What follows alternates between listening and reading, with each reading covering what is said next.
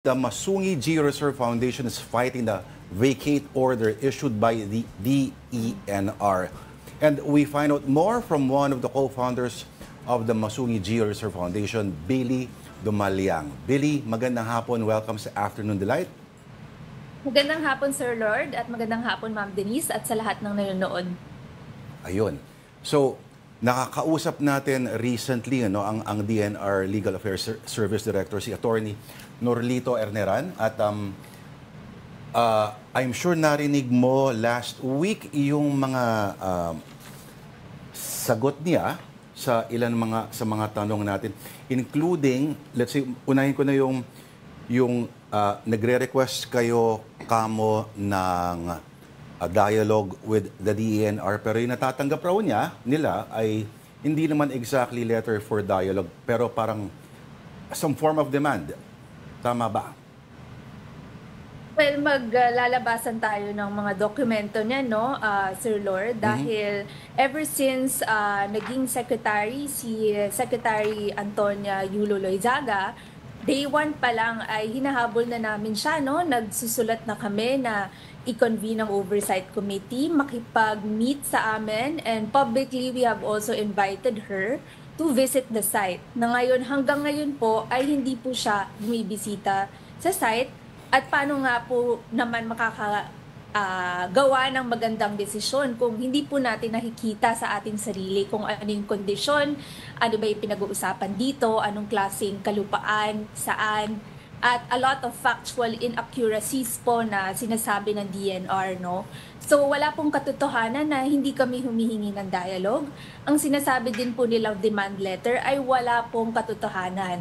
Ang hiningi po ng Blue Star sa DENR ay nagawin nito ang kanyang obligasyon na paalisin ang mga illegal occupants at ang mga fraudulent claims sa Lot 10 kung nasaan ang Masungi. So ito po yung hinihingi niya at binibigyan niya po ang DENR since 2018 ng kung magkano na ang nagastos ng Blue Star dahil sa kapabayaan ng DENR na hindi paggawa ng obligasyon nito. So wala pong katotohanan yung sinabi ni ASEC Eneran na nagdedemand kami na magbayad sila ng 1 billion. Hindi po ito totoo. Ang hinihingi po ng Blue Star ay na makipag-usap po sila at nagawin ang kanilang trabaho. Ms. Billy, good afternoon. Meron din po mga sinabi, no, si Attorney Eneran. Ang sabi nila, I'll lay down a few things. Walang presidential proclamation yung housing projects na nasa kontrata with Blue Star. Pangalawa, no documentation that Blue Star's construction there went through proper bidding. At pangatlo, ang third would be the contractor allegedly failed to finish 5,000 units in the Garden Cottages housing project 5 years after the contract was signed in November of 2002. What do you have to say about all these?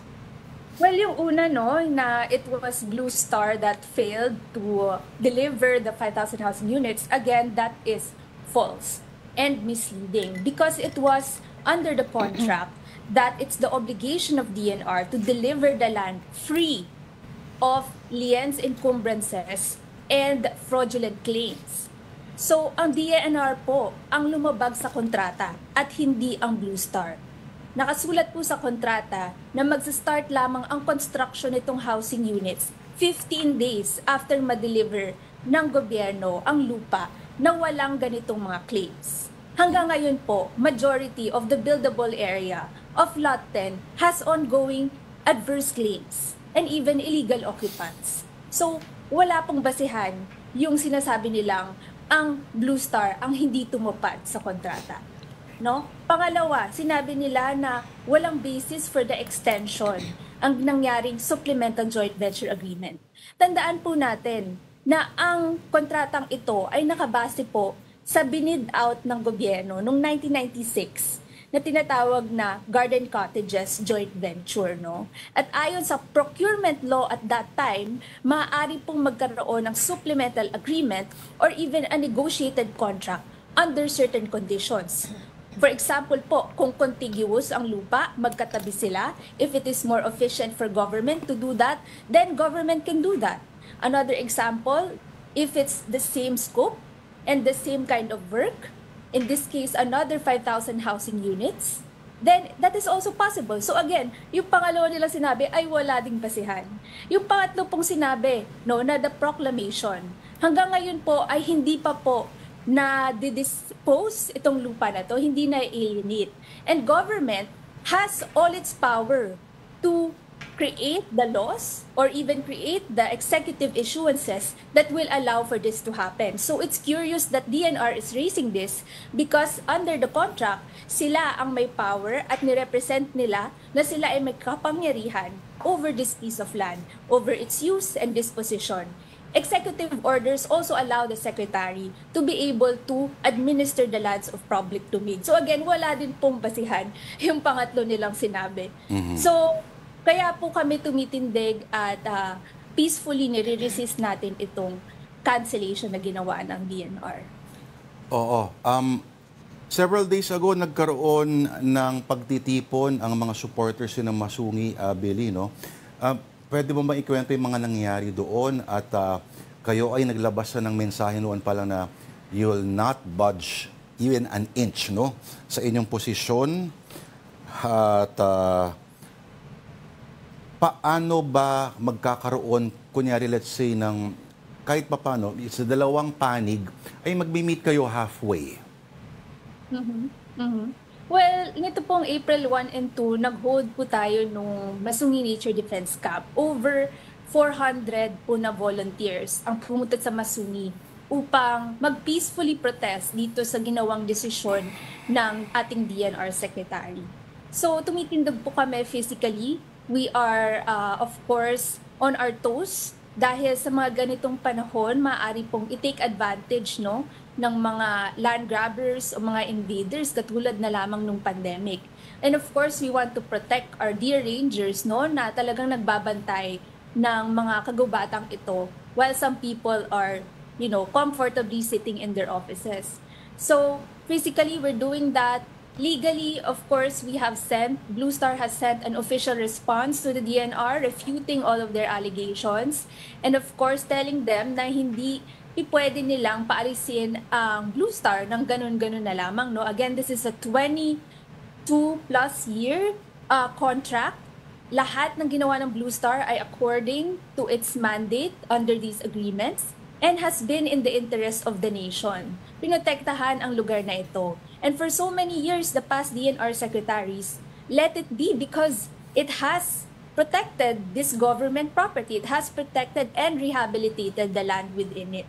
So kung ang gusto talaga ng DNR ay maprotektahan ito, ay dapat pabayaan na lang ito kung nasaan siya ngayon dahil napaka-effective po ng nangyayari. At itong mga taong na pumunta ay naniniwala po sa trabahong ginagawa natin sa Masungi. So siguro po, in terms of meeting halfway, unang-una sana pagbigyan nila kami sa pagkakaroon ng dialogue. Tingnan nila ang aming mga isinubmit na facts, mga dokumento.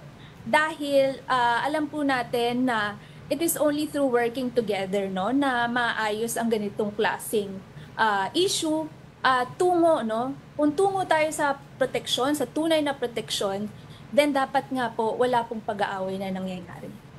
Ising habol ko lang, Belly, no? Kasi sabi rin naman ni Attorney Eneran, yun nga, na-open to dialogue naman daw sila. Pero other stakeholders should be involved. What's your take on that? What's your reaction? Yes, totally agree, no? And unfortunately, in some of the meetings, and I think this was brought up in a Senate hearing as well, nag-meeting sila nung tinatawag ng ahensya na Project Transform, a multi-stakeholder approach, no, to conservation. Pero sino lamang ang nandoon? Sino ang inimbitahan? Kung hindi ang mga quarry companies na ating pinigilan, no, o nag-campaign against tayo noong 2021. Sinong nandoon? Big businesses, politicos. O, paano naman yung Masungi, hindi kami inimbita? Yung mga maliliit, no, na organisasyon pero grassroots na organisasyon, hindi inimbita. Yung mga indigenous people, hindi rin inimbita.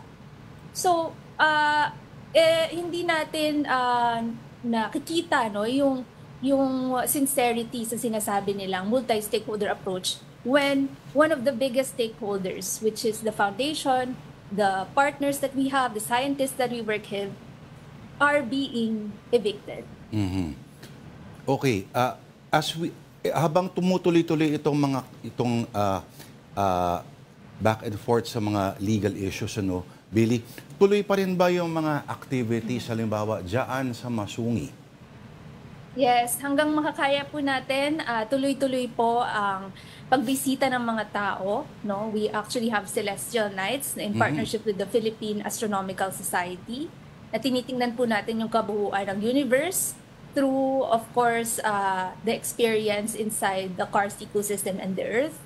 We also have our Discovery Trail. So patuloy lang po, we also have events katulad ng Defense Camp wherein we can give more access to people na hindi or kulang sa access sa Masungi before, so that they come to understand more about what we're trying to protect. So yes, tuloy pa rin ang pagprotekta, ang reforestation efforts natin. Kasi baka marami magulat na you don't have to travel far para makakita ka ng ganyang klase ng vista, no? Wala pang 2 hours from the city center, from Metro Manila, makakita ka na ng ganyan. At nung December kayo ay nagkaroon ng marami ding mga activities, no? Yung mga hot choc, ano nga ba yan? Oo, yung may parang pwedeng hot choc or stargazing ba? Can you remind us, please? Stargazing, kasi importante po sa amin yung turismo. Ito yung innovation namin na hindi tayo kumukuha ng pera ng taxpayer o ng gobyerno para alagaan ang isang malaking lugar, no? Sa Pilipinas kasi meron tayong 80% biodiversity funding gap. So ibig sabihin, versus our targets at kinakailangan ng bansa, 20% lang ang meron. So saan natin kukunin yung 80%? Hindi po ba? And then we only have one government ranger per 4,000 hectares of protected area in the Philippines. So we have more than 200 protected areas that need the agency's attention, resources. No? So sana po, tingin ko, kailangan nilang bigyan ng pansin yun. At especially yung mga illegal activities na nangyayari, yung destructive activities. Medyo disproportionate po yung nakikita nating ginagawa nila, no, against conservation activities in Masungi. Okay. Alright, madami pa sana tayong tanong, Billy, but last na lang, what are your family's current and future programs for Masungi? Yeah, well, unfortunately, no, because of this issue, a lot of our resources are going to be focused on ensuring the long-term sustainability of this project. You know, it is a family legacy from my dad to me and my sister. So we are just trying to do all we can as Filipino citizens to show na kaya to ng Pilipino, kaya nating gumawa, kaya nating protektahan ng isang lugar na importante sa ating kasaysayan. If only we are strong, if only we are creative, if only we are willing to challenge the status quo. So patuloy lang po tayo, matagal pa po ang journey na ito, at sana po samahan kami upang kalampagin ang ating mga leader, kay President Bongbong Marcos, Secretary Yulo Loizaga, na tulungan po kami instead na pahirapan. At sana makadalaw sila dyan at sana matuloy na rin yung dialogue na yan. Alright, nako, maraming salamat sa iyo, ha. Ang Masungi Geo-Reserve Foundation co-founder, Billy Dumalyang. Thank you, Billy. Thank you so much, Sir Lord and Ma'am Denise. Salamat.